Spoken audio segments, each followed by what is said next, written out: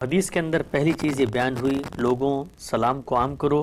جو دوسری چیز ساتھ آپ صلی اللہ علیہ وسلم نے فرمائی وہ تھی کہ بھوکوں کو کھانا کھلاؤ. سب پچھلی روایت پچھلی نشست میں جو زیر بحث تھی اس میں بھی دوسرا نقطہ یہی تھا کہ آپ نے فرمایا کہ بھی نرمی سے گفتگو کرو اور فراغ دلی کے ساتھ کھانا کھلاؤ. یہ کھانا کھلانا ہمارے دین میں کس وجہ سے، یعنی اصل سبب کیا ہے جس وجہ سے اتنی بڑی نیکی بنتا ہے کہ جنت میں جانے کا سبب بن جائے گا؟ دنیا میں اللہ تعالیٰ نے رزق کے وسائل درجات کے لحاظ سے بانٹے ہیں. ایسا نہیں ہے کہ سب لوگوں کو یکساں رزق ملتا ہے. اللہ تعالیٰ تو یہ کہتے ہیں کہ میں نے سب کے لیے دنیا میں یکساں رزق رکھ دیا ہے، لیکن دنیا سعی و جہد کی جگہ ہے. یہاں انسان نے جد و جہد کرنی ہوتی ہے. جس دن اللہ تعالیٰ نے یہ زمین انسان کے سپرد کی تو خالی تھی، کسی پر کوئی قدغن نہیں تھی، نہ زمین میں کوئی حد بندیاں تھیں، نہ فصیلیں بنی ہوئی تھیں. انسان نے ابتدا کر دی. تو یہ بعد میں جو کچھ بھی پابندیاں ہیں وہ انسان نے لگائی ہیں. یعنی اگر میں نے ایک جگہ پر قبضہ کر کے وہاں گھر بنا لیا ہے تو میں نے کیا ہے یہ کام. اللہ نے تو نہیں کیا. اللہ تعالیٰ نے تو یہ زمین فراہم کر دی تھی. اگر اس کے بعد میں نے بہت بڑے بڑے فارم بنائے ہیں تو میں نے بنائے ہیں. اور اگر آج قومی ریاستیں بنا کے ہم نے لوگوں کے لیے خدا کی زمین پر ایک جگہ سے دوسری جگہ منتقل ہونے کے دروازے بند کیے ہیں تو ہم نے کیے ہیں. اس کا جو نتیجہ نکلا ہے وہ یہ ہے کہ رزق کے معاملے میں لوگوں کے لیے بڑی تنگی پیدا ہوئی ہے. یعنی خدا کی زمین پر وسائل اس طریقے سے لوگوں کے لیے عام نہیں رہے. یہی وجہ ہے کہ جب آپ دین پر غور کرتے ہیں تو یہ حقیقت بالکل واضح ہو کے سامنے آ جاتی ہے کہ زمین پر کسی کی ملکیت کا کوئی سوال نہیں ہے. یعنی یہ زمین تو سب کے لیے ہے. یہ اللہ تعالیٰ کے رزق کا خزانہ ہے. اس زمین میں نہ کسی آدمی کو اس کے وسائل حاصل کرنے کے معاملے میں رکاوٹ ڈالنی چاہیے اور نہ دنیا میں اس کے ایک جگہ سے دوسری جگہ منتقل ہونے کو روکنا کسی کا حق ہے. انسانوں کو اگر آپ موقع دیں گے تو وہ اپنی سعی و جہد سے کچھ نہ کچھ وسائل پیدا کر ہی لیتے ہیں. لیکن بہرحال سعی و جہد یہ لازم ہے. یعنی ایسا نہیں ہے کہ جیسے ہی آپ نکلیں گے تو کوئی فرشتہ آئے گا اور وہ آپ کی جھولی میں رزق ڈال دے گا. جد و جہد کرنا پڑے گی، دکان کھولنی پڑے گی، ہل چلانا پڑے گا، کاروبار کرنا پڑے گا، آپ کو ایک جگہ سے دوسری جگہ سفر کرنا پڑے گا، تجارت کے قافلے لے کے جانے پڑیں گے، کیونکہ اللہ تعالیٰ نے یہی اس دنیا کا نظم بنایا ہے. تو اس میں جب آپ جد و جہد کرتے ہیں اور جد و جہد میں کوئی پیچھے رہ جاتا ہے، جد و جہد میں پیچھے رہ گیا یا ہماری ستم رانیوں کے نتیجے میں پیچھے چلا گیا، ہمارے غلط فیصلوں کے نتیجے میں پیچھے چلا گیا.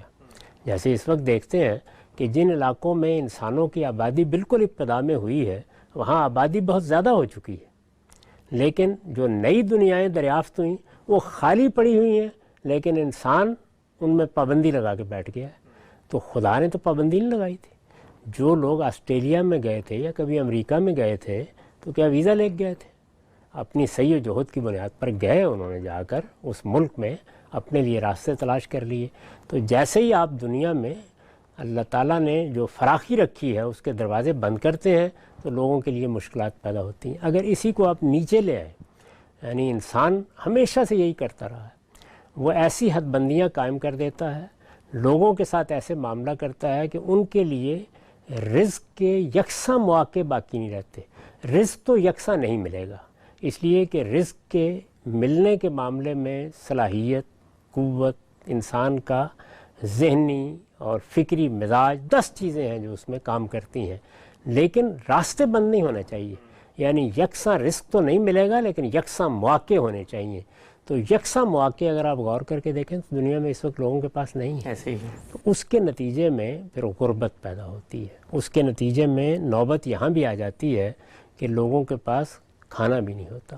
خاص طور پر قبائلی معاشرے میں جہاں رزق کمانے کے وسائل انتہائی محدود ہوتے ہیں. ہم جب نظر ڈالتے ہیں عرب کے معاشرے پر جس میں رسالت مآب صلی اللہ علیہ وسلم کی بعثت ہوئی تو یہ صاف معلوم ہوتا ہے کہ چند جگہوں کے سوا جہاں کھیتی باڑی ہو سکتی تھی، باغات تھے جیسے کہ یثرب میں تھا، زیادہ تر کیا صورتحال تھی، یا آپ نے بھیڑ بکریاں پال لیں یا آپ تجارت کے قافلے لے کے چلے گئے، ایک جگہ سے سامان خریدا دوسری جگہ جا کر بیچ دیا. اور رزق کے وہ وسائل موجود نہیں تھے. تو اس میں بہت سے لوگ تھے جو مشقت نہیں اٹھاتے تھے، بوڑھے ہو گئے ہیں، بیمار ہیں، تو اس طرح کے لوگ ہیں کہ جن کے لیے یہ نوبت آ جاتی تھی کہ بعض اوقات وہ ایسے مسکین ہو جاتے تھے کہ اپنے لیے کھانے کا بندوبست بھی نہیں کر پاتے تھے۔ تو کھانا ایک علامتی تعبیر ہے، یہ اصل میں وہی چیز ہے کہ مجھے اللہ نے رزق دیا ہے تو مجھے دیکھنا چاہیے کہ میرے گرد و پیش میں کسی کی ضرورت کیا ہے۔ کسی کی ضرورت کھانا ہے تو مجھے کھانا کھلانا چاہیے، کپڑا ہے تو کپڑا پہنانا چاہیے۔ لوگ ضروریات کے معاملے میں محرومی میں نہ رہیں، بنیادی بات یہ ہے، اور یہی چیز ہے کہ جس کو اللہ کے پیغمبر ہمیشہ بتاتے رہے ہیں کہ ہم دو ہی باتیں تمہیں بتانے کے لیے آئے ہیں، ایک یہ کہ اپنے پروردگار کی بندگی کا اعتراف کرو۔ بندگی کے اعتراف کا سب سے بڑا اظہار نماز میں ہوتا ہے۔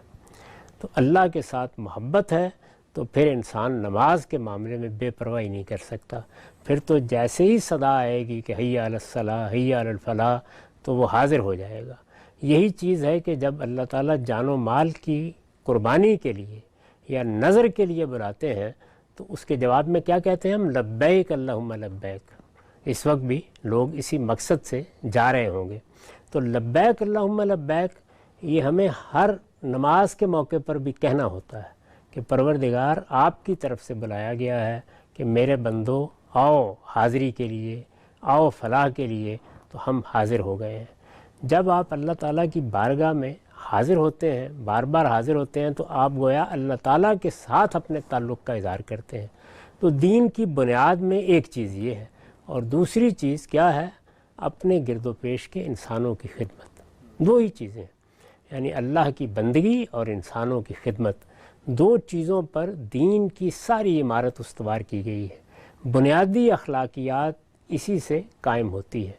اللہ کے پیغمبروں نے اسی کی تعلیم دی ہے کہ گرد و پیش میں دیکھو کہ تمہارا کوئی بھائی ضرورت مند تو نہیں ہے۔ اب یہ سوچئے کہ اگر کسی انسان کو یہ بنیادی اخلاقیات بتا دی گئی ہے کہ سب تمہارے بھائی ہیں، سب تمہارے باپ آدم کی اولاد ہیں، یہ سب تمہارا کنبہ ہیں، ان کے ساتھ تمہارا تعلق وہی ہے جو ایک خاندان کے افراد کا تعلق ہوتا ہے، ان کی ضروریات کا خیال رکھو، ان کے لیے امن کے پیغامبر ہو کر رہو، تو پھر منفی طور پر کوئی بات کہنے کی ضرورت نہیں رہتی کہ کسی کی جان کے خلاف، آبرو کے خلاف اقدام نہ کرو۔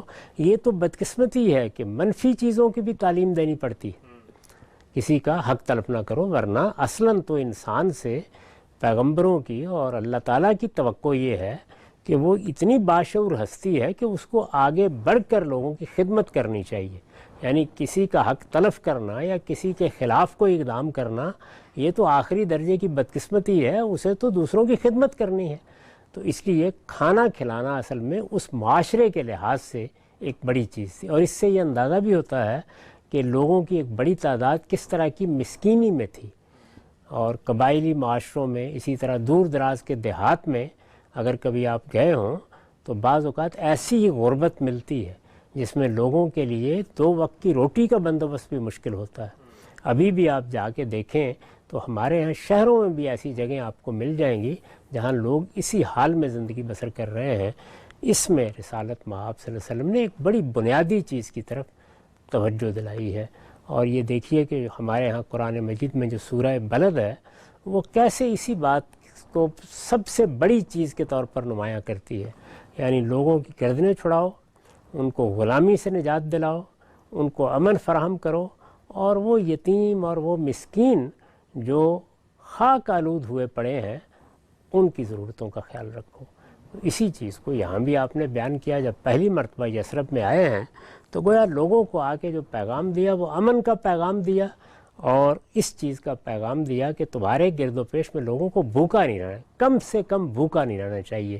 ابھی میں نے عرض کیا نا کہ بنیادی چیز کیا ہے؟ بنیادی چیز ہی 2 ہے، اور پھر یہ بھوکا نہیں رہنا چاہیے اصل میں لوگوں کی ضروریات کی طرف متوجہ کرنے کی ایک نہایت خوبصورت تعبیر ہے کہ اس معاملے میں تو تمہیں آخری درجے میں حساس ہونا چاہیے، بدرجہ اتم ضرورت ہے کہ باقی چیزوں کا بھی خیال رکھو۔ آپ سے بڑی خوبصورتی سے نقطہ آپ نے واضح فرمایا۔ چاہیے بتائیے گا کہ ہمارے ہاں ہم یہ دیکھتے ہیں کہ جو آسودہ حال لوگ ہیں، اور یہ بڑی خوش قسمتی ہے مسلمانوں کی، آپ دنیا میں کہیں بھی سفر کریں، باقی چیزیں تو کمزور ہوئی ہیں مسلمانوں میں اخلاقی معاملات میں بھی، لیکن آج بھی خود اپنے ملک کا پاکستان کی دیکھ لیں، بے شمار ایسے لوگ ہیں غامی صاحب جو لاکھوں کی تعداد میں لوگوں کو، مثلا ہم کراچی میں رہے، وہاں پر لاکھوں لوگوں کو روز کھانا کھلاتے ہیں. اس طرح لاہور میں یہ جو ہسپتالوں کے اندر کھانا پہنچائے بڑے بڑے سرمایہ دار ہیں.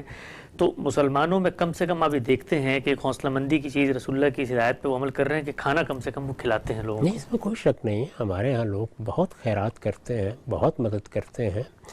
یعنی خرابیاں ہیں، خامیاں ہیں، وہ ہر معاشرے میں ہوتی ہیں، ہمیں بھی ان کو دور کرنا چاہیے.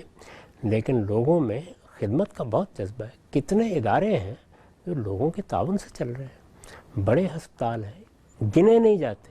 میں آپ سے عرض کروں کہ لاہور شہر میں اسی طرح بعض چھوٹے چھوٹے علاقوں میں ہسپتال ہیں اور خدمت کے ادارے ہیں. اسی طرح لوگوں کو کسی مرض میں، تکلیف میں ایک جگہ سے دوسری جگہ پہنچانے کا اہتمام کیا گیا ہے. ایمبولینس سروس جیسے ایمبولینس کی سروسز ہیں، اور اس سے آگے بڑھ کر تعلیمی ادارے ہیں. خود ہمارے ہاں جو دینی تعلیم کا نظام ہے اس میں بھی دیکھیے کہ کتنے بڑے پیمانے پر لوگوں کو ساری ضرورتیں مہیا کی جاتی ہیں. یعنی اگر آپ اس زاویے سے دیکھیں، ہم اس پر 10 پہلوؤں سے تنقید کرتے ہیں کہ اس نظام میں یہ خرابی ہے، دور ہونی چاہیے، وہ خرابی ہے. لیکن تعلیم کا، یعنی بغیر کسی معاوضے کے تعلیم، بلکہ بغیر کسی معاوضے کے کیا معنی، یعنی روٹی کا بندوبست بھی، کھانے کا بندوبست بھی، رہنے کا بندوبست بھی، کوئی معمولی بات ہے. تو اتنی بڑی چیز ہے جو ہماری سوسائٹی میں موجود ہے، اور وہ لوگوں کے تعاون سے.